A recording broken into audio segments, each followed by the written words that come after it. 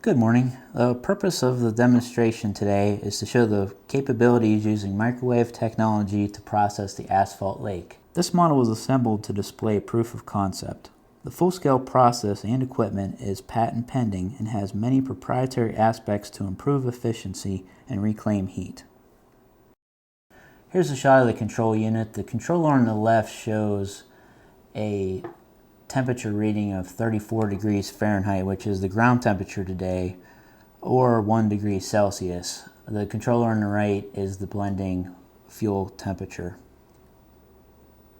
And this pot is an example of the material that we're processing. As you can see, the porous nature of it makes it difficult to conduct energy with traditional methods. And we've taken that same material and put it into our demonstration area.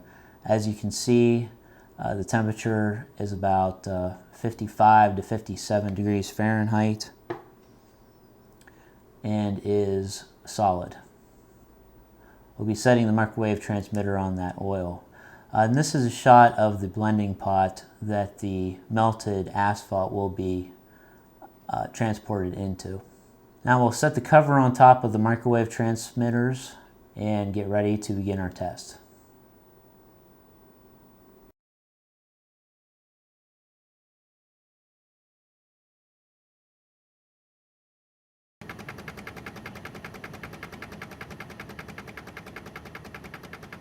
This is the pickup cup at the end of the oil slab. We'll be doing a continuous shot in this area so you can see through the process that the microwave has melted the oil. We run the microwave process for approximately 13 minutes, and we're using 2 kilowatts of microwave power today to heat the oil. While the machine is processing, I'll take this opportunity to give more of a background behind the theory with using microwave energy to heat material. This process is the greenest way to process the asphalt lake for a number of different reasons. The first is reduction of emissions, and this is done because of the way the energy is penetrated into the material. Microwave energy penetrates to generate heat internally as well as at the surface of the treated material. Other methods apply heat only to the surface, and the temperature must be limited in order to avoid burning. We'll show you a demonstration later on in the tape where we actually do heat some asphalt in a pot, and you can see an example of what we're talking about. Conventional processing time is slow due to thermal conductivity, and in our material, with the addition of some moisture and air pockets, it's even more difficult to process with conventional heating. Microwave energy overcomes those time and temperature limitations and produces a higher quality product, even with thick materials as we are processing. Another benefit is instantaneous electronic control. We can monitor the temperature of the process and make adjustments within a millisecond to change the electronic power and completely eliminate emissions. Another benefit is high efficiency and speed. Microwave power requires fewer BTUs for the same or better results than conventional equipment. And the last benefit of using microwaves to process the asphalt at the lake is its ability to break emulsions.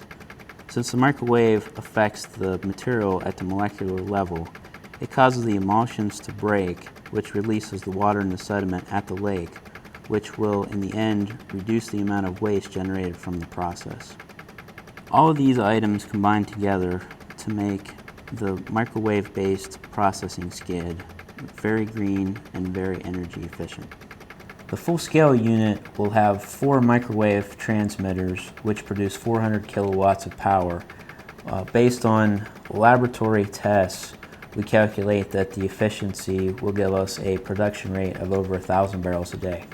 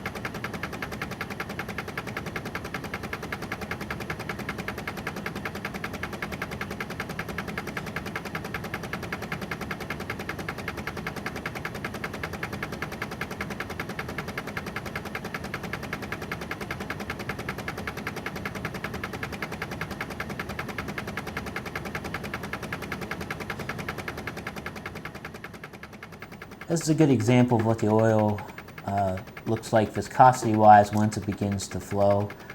This material looks to be maybe 150 to 160 degrees Fahrenheit. Once the oil reaches the pickup tube, it'll get sucked into the blending pot and be blended with the Cutter diesel.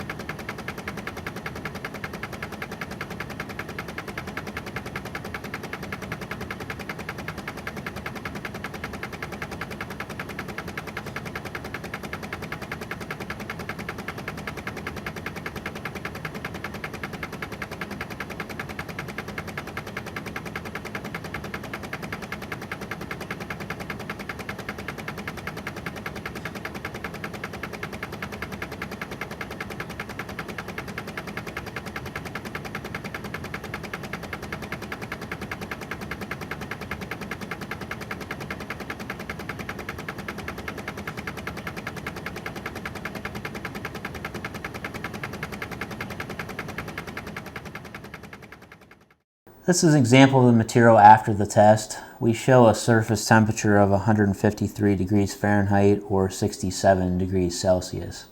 As you can see, all of the material underneath the microwave transmitter has been completely melted and is ready for processing.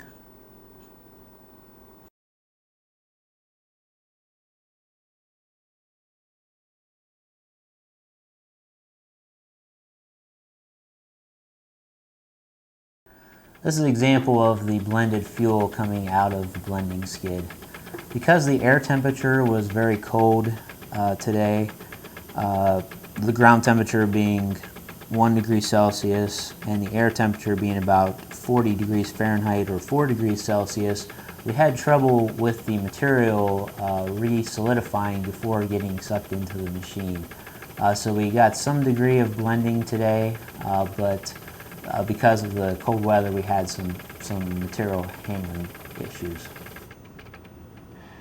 To show a comparison with conventional heating, we put a similar weight of material in this pot and heated it up with a 7,000 BTU burner.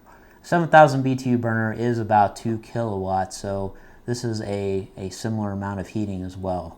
As you can see, some of the material is actually boiling whilst other parts of the material are still solid, and this is after 10 minutes of processing. That demonstrates the problem with conventional heating. The surface temperature has to be much hotter to drive the heat into the material, and for that reason a lot of emissions occur. You can see a lot of steam coming from the pot, and in our process we generated no steam or smell.